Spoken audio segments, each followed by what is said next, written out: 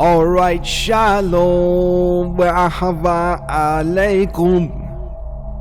Hurnota shel sifrota, coming back to you guys once again with our video on Sefer Yirah, compiled by Rav Yirah Ha'ari, explaining the fundamental principles of the Hebrew letters as they correspond to the upper and lower realities. So we ended off the last video explaining the basic format of the four elements of the four primordial principles: Aleph, Mem, Shin, and Mem Sofit. And we came to the fact that the Tav is the infinite indefinality, meaning it's indefinite. You don't really know what it's going to be. It's undefined, right? And it continues. The Tav continues. Because what you'll find interesting about the Aleph and the Tav, very, very secret. I'm gonna load up paint. The Tav continues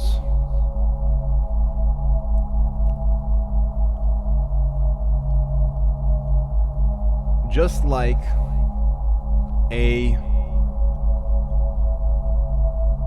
swastika would. That's how it continues. Practically the same exact thing.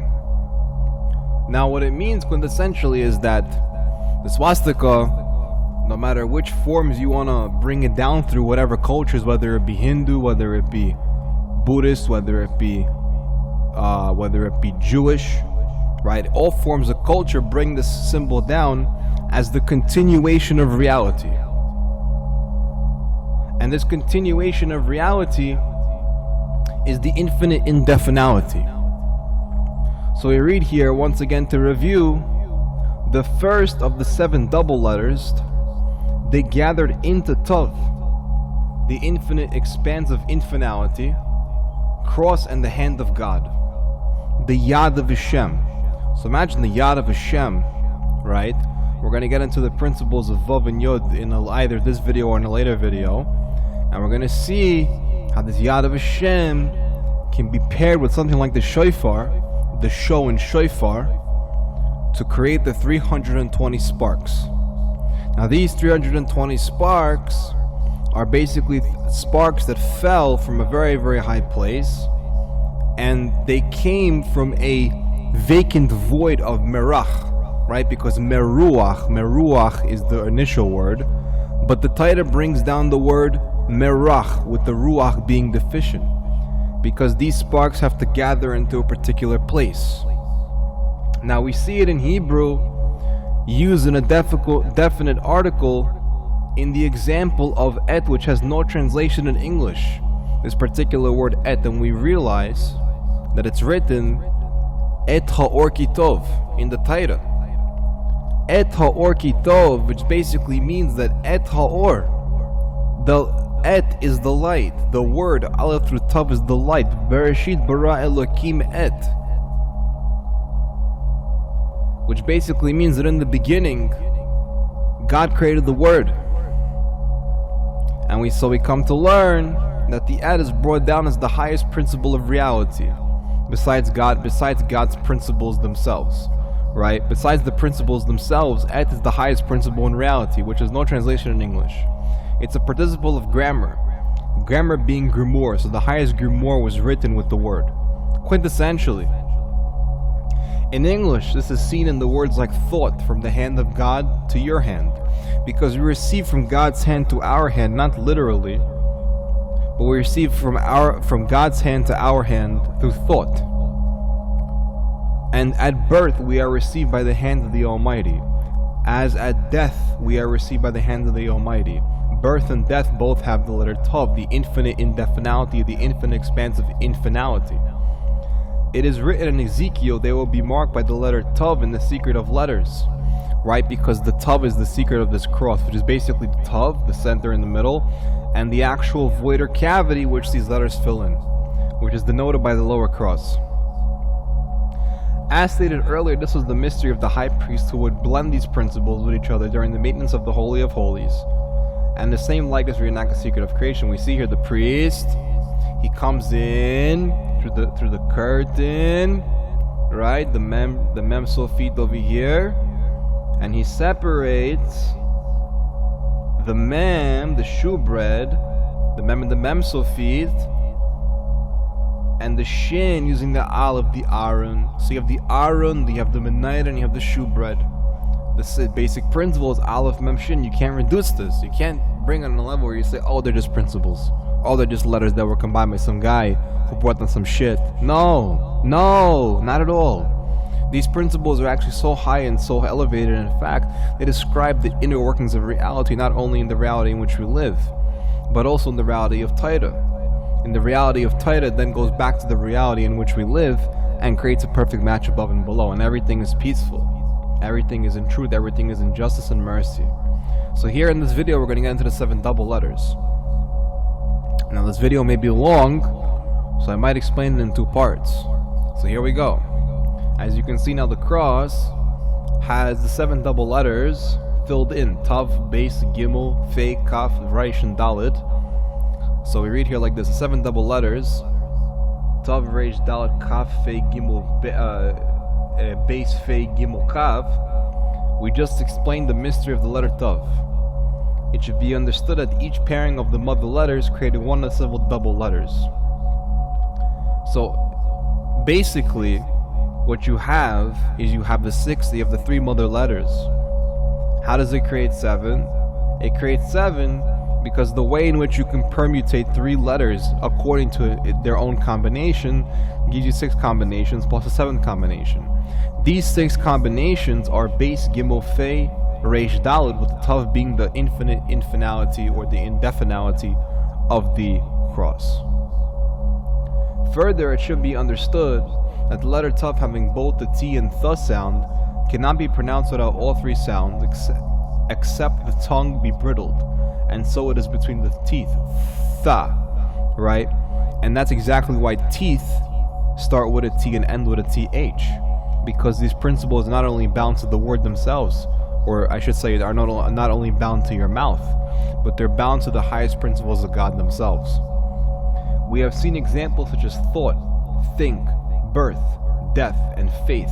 Can you think of any other example to start with TH or T that can denote this principle? We also see clear examples in the words like theos and theology, both having to do with deity. Now deity, I would say, corresponds to the lower Dalet, being the infinite definality. It is so perfectly defined and so perfectly well written that it could be that is a deity itself. But most people confuse the dogma for the deity, as I did at first, the dogma itself being the deity. No. It's that the Thav itself, the actual theos, or the theology based on the theos, actually wrote the infinite definality.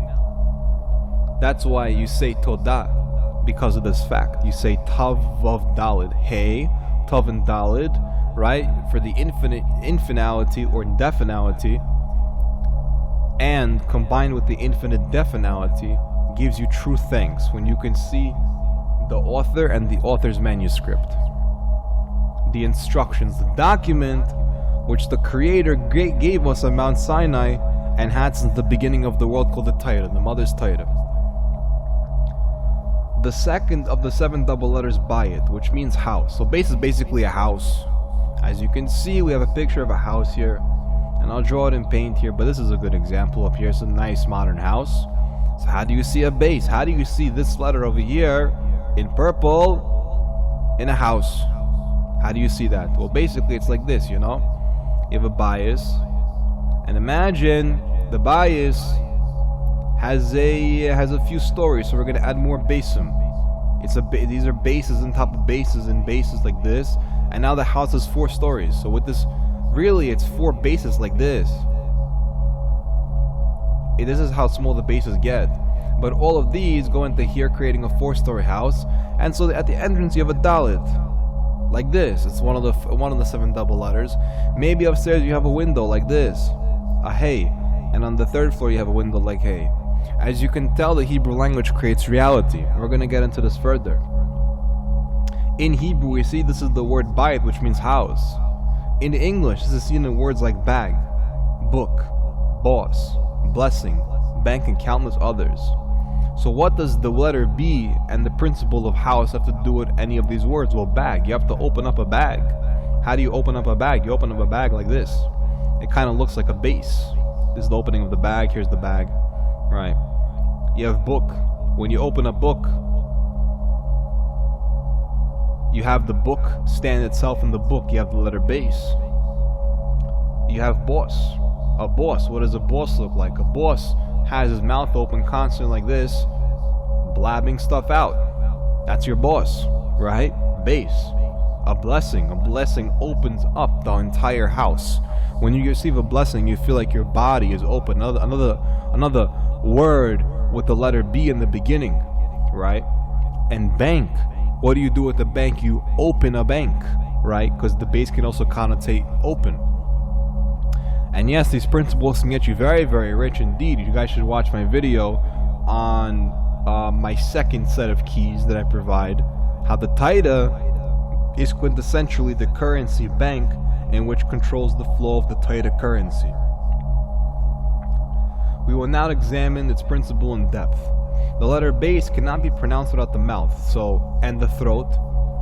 So you can't pronounce B or ba without using your lips and the back of your throat. B. Even if you try to reduce the at the end, you can't. B. You still get an or a b. You see, b. No matter how hard you try, the principles are bound to your mouth, right? Because who put a mouth in Adam? HaKadosh Baruch Hu put a mouth in Adam. Similarly, mem, and a, being mem and aleph, were blended together by the base. As you can see here, the aleph and the mem have the base in between, and produce the second of the 7 double letters, Beith. Know ye not you body, know ye not your body, is the house of the Lord? Indeed, know ye not your body is the house of the Lord. Indeed, the body is the house of the Lord. And the Lord, holid the Lord, holid the Lord, holid the Lord, begets the Lord and begets the Lord and begets the Lord. Aleph blended with mem created Beith. This principle states air houses water. Air, aleph, houses base water, mem. Aleph, base, mem. By the way, the mem and the base correspond to the aleph, and the aleph is basically the yin-yang principle that spits out the mem base on a bekoach prayer, which is exactly how you take your body, which is a house that has water and air. You breathe in air through your lungs, 75% water, and perhaps you can do something like teleport with that tav, right? Continually and indefinitely, actually and infinitely, actually go somewhere into a different place in the universe. This can be seen by the clouds in the sky, which are air that houses water. A cloud is literally a thing that is air which houses water. Literally. Similarly, this is demonstrated in the word breath, as the letter B signifies to us that the breath is air that houses water. Indeed, this will be true that all that breathe, because when you breathe, the air that is contained inside of your breath contains water, because air houses water and water houses air. Base combines mem in aleph and aleph in mem. And similarly, we can see this principle in words such as boiling, by which water houses air is converted into air that houses water. That is exactly what happens when you boil stuff, or boil water. This principle is also reverse, in that water also houses air. And we can see this triangle formation here in this principle. This is clearly seen when we analyze the water and realize its chemical composition is H2O. Thus the water houses air. Hydrogen to oxygen, right? We see this utilized by fish, as will later be demonstrated by the letter Gimel. In English, we can see this in such words as bubble, where we see water housing air, and similarly submarine, which is basically a house that is submerged in water with air.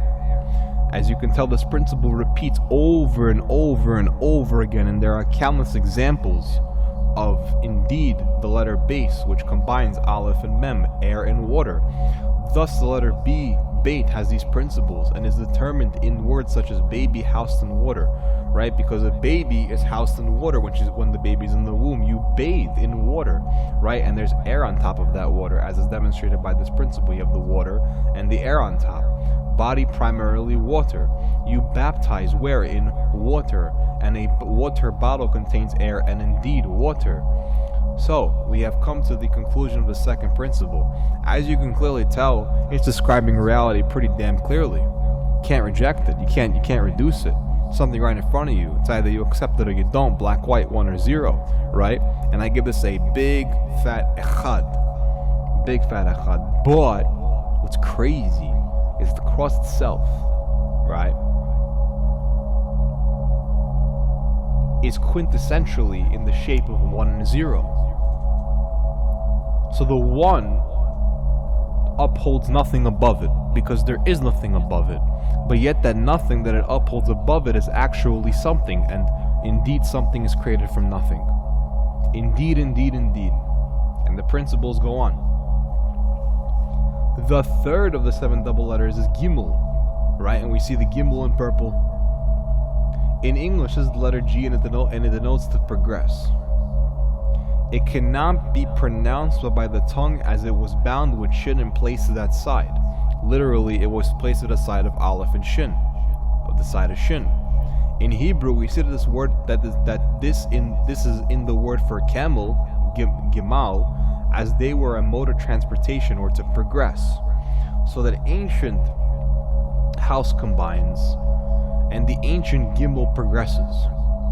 In English, we see this in the words like go, progress, going, progression, game is a progression, gas is a progression, gasoline progresses, right? All these words have to do with progression, right? Like genius, a genius progresses intelligence, right? So the letter shin and aleph blended and created the letter gimel.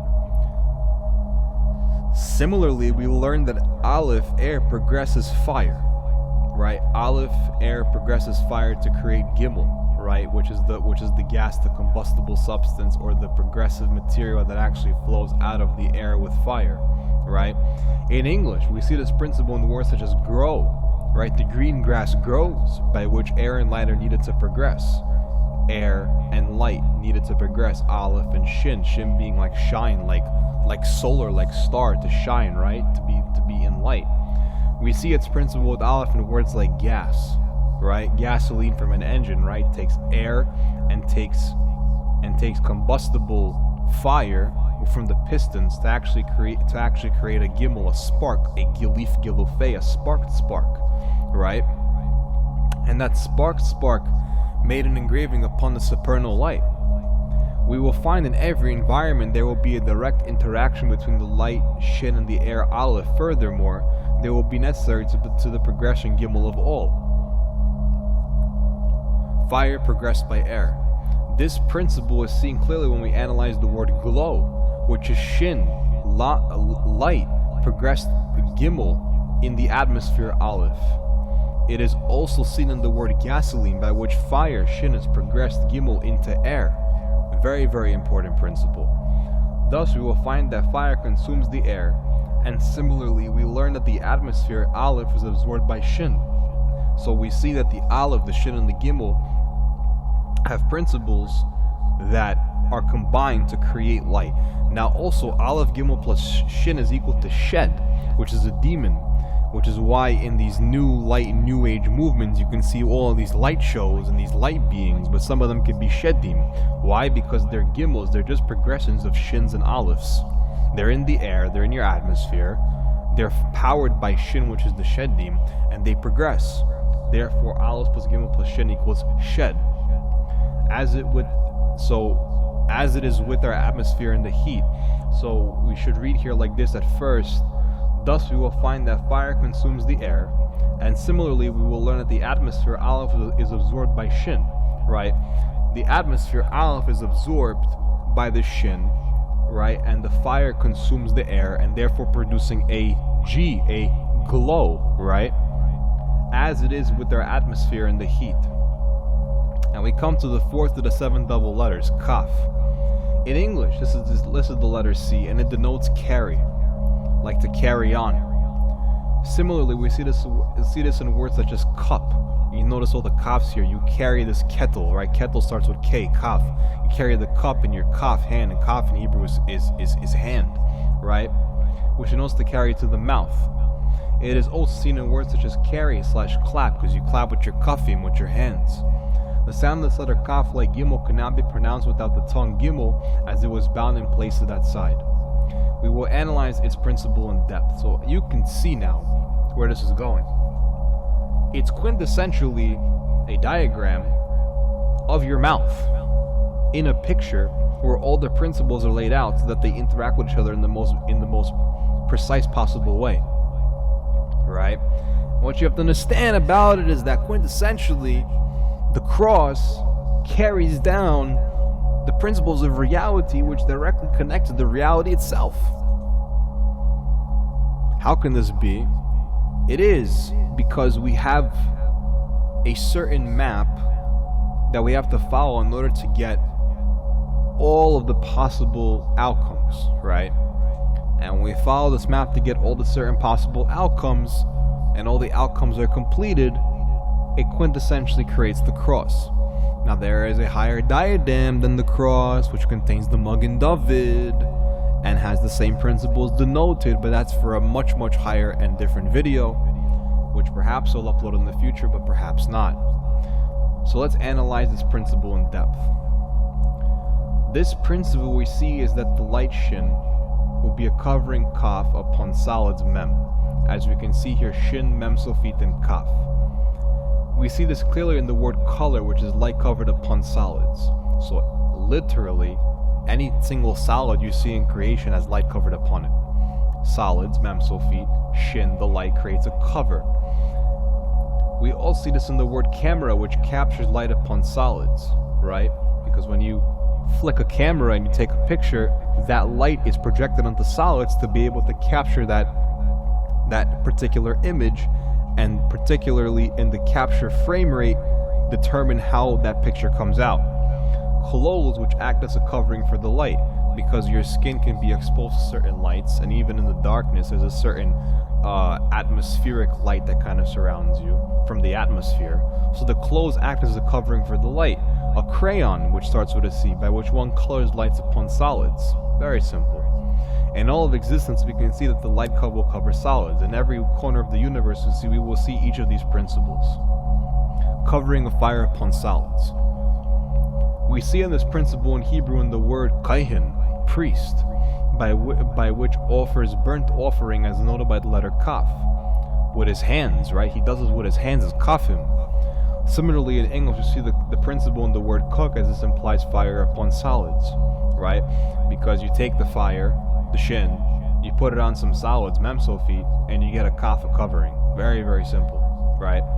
The candle, which implies a covering of fire upon solids, right? Because you got a candle, right? And you got a fire, and the candle was solid. Therefore, you create a covering. Coal, which implies a fire, is covered upon solids as a flame is to a coal, right? And you got the Sephirotic flame, which is the flame above and the coal below. You got fire on top of solids creating a covering. And these coverings, we're going to learn later in the 12 principles, they create afar, like ash, which indeed comes from the left side. It is bound to that side. Okay, so we come upon the fifth letter. The fifth double letter, I should say. And we got a picture of the Fae with the mouse. I say mouse like an animal, but I really mean mouse with the T pronounced Ashkenazi. Yeah, I'm half Ashkenazi. So you got a Fae over here, and it literally looks like a mouth. It's speaking the mouth over here, you know? A Fae, literally Fae in Hebrew. Fae means mouth. The fifth double letter, Fae/Fae, mouth or throat, it denotes. In Hebrew, we find this letter expressed in the word pei, mouth. In English, this is the letter P and F. This is seen clearly in the word cup, C carry U united P with the mouth, because what do you do with a cup? You put it to your mouth. That's why the P is at the end for pei, for mouth, U as in the shape of the cup, and C, which is kind of like the handle for your hand. I'll give you a demonstration. You got the C, you got the U, and you got the mouse. Like that. And so this cup goes into the mouse. As a basic principle, right? But you see literally the formula in the word itself, which creates that actual object. That is the power of the word. Similarly, we see the word pie, pot, people, social interaction via the mouth. What do you do with a pie? Put it in your mouth. What do you do with pot? You quintessentially smoke it with your mouth, or if you're going to use a pot, the food goes into your mouth. People speak with their mouths. We will now analyze this principle in more depth. The principle of the mouth. The letter mem and memsofit, blended to create pei as the letter pei and f, cannot be pronounced with the use of the mouth. Literally, you cannot pronounce that without the use of the mouth. So mem and memsofit pump and fill each other through fe. Similarly, to every mouth in existence will be in core function designed to take solids and liquids, because through the mouth, indeed this pei, you take in solids and liquids through the stomach and the digestive system. It's a literally bound system into your body. This also states that from the mouth pei to the throat phase solids mem and liquids mem, we see that from these principles you have solids and liquids which go through the mouth or the esophagus into your stomach and digestive system, which these principles correspond directly to the side on the cross on which they are. We can see this clearly in words like food, fear. F identifies it as within us, fun and failure. Every single one of these goes inside of us. Food, fear comes from within us. Fun is when we do something within us that's actually enjoyable, and failure comes indeed from within us, nobody else's fault, right? The principle pei, liquids mem and memsofit solids will be together in the mouth, and it will be for every creature in existence. And that's bottom line, period. For every single creature in existence, no matter what it is, and even non-existent, even when they weren't even created before, in existence, this cross, the actual principles themselves, was present before their existence. Similarly, we see this in words like pot, like pie, or pipe, by which it has two mouths, p, from which a pipe is placed into the earth, mem, under the water, mem, or suspended in the air, and takes within it these very same elements, liquid solids and air. Now we can let me clear this paint.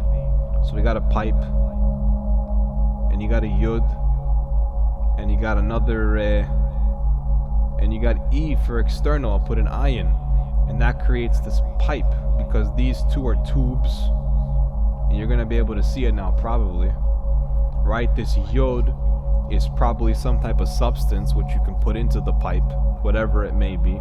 It really should be an olive, but a yod is 10 olives. So you can put up to 10 variables in these type of pipes. Tobacco, pot, whatever it is you smoke. I don't know what people smoke these days, but whatever it is you want to do. And this external is the fact that the external air goes like this, because hey can either mean internal or external. And it can also mean port, just to build on some principles. The cup now identifies liquid or solids carried to the mouth. We come to the sixth of the 7 double letters, R, for form. In English, this is the letter R. And all these principles are gathered into every form. Similarly, we see this in the Hebrew word yetzer, form. So they were all gathered into all the forms of existence, whether it be a cup, whether it be a person, whether it be a piece of a grass, whether it be a piece of paper, whether it be a particular tree outside, whether it be a rock, whether it be your car, whether it be something to do with your job, whatever it is, everything's got a form, everything's got a formality. But then there's informalities. But you still got the word form in informalities. In English, this word is seen in words such as form, write, wrote, and ring, because the form that you actually write upon, in which you wrote, has a specific ring to it. It's a specific tune or a specific frequency, like R in frequency, right? We will now examine this principle in more depth. This principle states that every formation in existence will be created as a reflection of the principles, and that each form will contain in the essence and reflected nature of its substance the order of these things. So every formation in existence will be created as a reflection of the principle. So this particular principle is bound within itself. it's actually bound within itself. Meaning that the cross applies in one of its principles, the fact that it applies to everything else.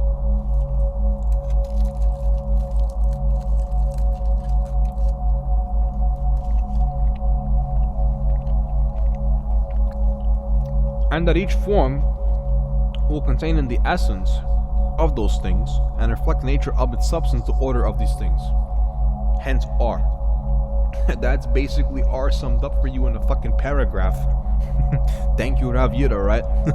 Thank you, Kadosh Baruch Hu, most definitely. As you can see, no doubt, all the people over here are forms. They each got heads. They each got forms. Rosh is also head. R for Rosh, right? For Yetzer. For Rakia, right? Which is the head of all forms. You can't really go above the firmament the second day, because then you reach the state of perfection. And you're probably not going to want to come down from that anyway, right? As you go above the Rakia, what do you see? Aleph separates Mem from Shin. Shin separates Aleph from Mem Sufi. Mem separates Aleph from Mem Sufi. Mem Sufi separates Mem from Shin, and so on.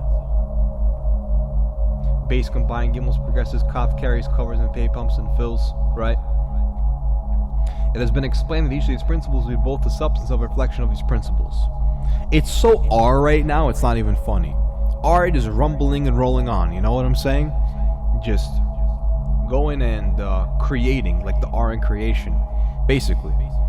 As such, every form in the universe will reflect the order of the word. This is another principle of R, right? R is basically kind of like within itself, going within itself, as itself, reflecting itself, because the nature of that particular thing on itself is itself, if we understand what I'm talking about. In all corners of the universe, it will be this way with all things alive and inanimate. As it is written, the universe is filled with His glory, like the R in glory.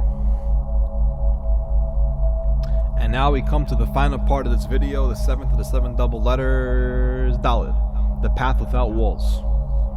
In English is the letter D. In Hebrew we see this words like deleth, door.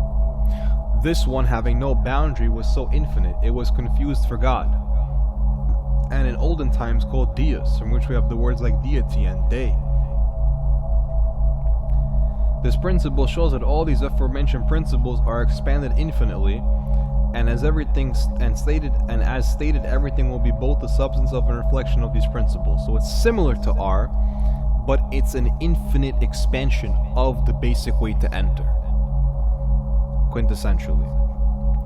The principle, like derech, is a path without walls, a derech, right? Kind of like a deleth, a door,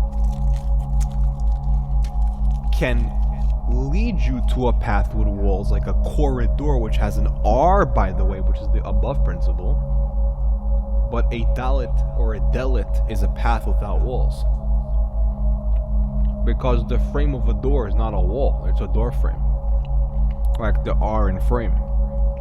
Notice the dalet and the resh, why it's below, because that's how you enter. Here's the principle, basically explained. This paragraph can be hard to understand here. As stated, in addition to every form being a reflection of the principles, it will be an addition in every environment. So not only do the forms reflect themselves and based on the essence of the reflective forms encompass all forms stated in the cross, that is so fucking theoretical, right? It's theoretical, it's up in the air. Okay, all of the principles of the cross are true and they reflect on themselves, so what? How do you bring it down? In addition, it's included in every environment, in every practical principle, right? This is because these principles expanded infinitely in all directions. It has been stated everything with both the substance of and the reflection of these principles. So not only is it theoretical, like the R in theoretical, it is down to earth, like D in down to earth. It is so practical, like the R in practical. But I'm looking for another word, probably like direction, right? Or like the word addition, right? With addition is the most basic mathematical principle, but it leads you to all the other mathematics. Likewise with the dalet is the most basic of the seven doubles, but it leads you to the higher principles. In English, a path without walls can clearly be seen in words like door, which is a path without walls bound from one side to another form, a form resh. door, right? And here we come to the conclusion of 7 double letters. I hope you guys learned a lot of stuff. To review, we have base, which combines aleph and mem. Air houses water, water houses air. Aleph and shin, the air progresses, the air and the fire make a progression, right? The air and the fire make a progression like glow, gas, gasoline, stuff like that. You have shin and mem, like which you have fire upon solids like cook, carry, capture, camera, and etc. You have mem and mental feet, which relate to the pump and filling, like in the body, you pump and fill yourself with mem and mental feet, food and liquids, and so on and so forth. Reish, the quintessentially the essential principles in which reflect upon themselves in the cross quintessentially and totally, and you have the Dao, which take those principles, reflect upon themselves in the cross totally, and bring them down to earth in a practical way, in a practical environment. And with that being said, Anochi churnota shel hasifrota ani dabarti kal alechem shalom wehesela. Hope you guys all enjoyed. Oh mine.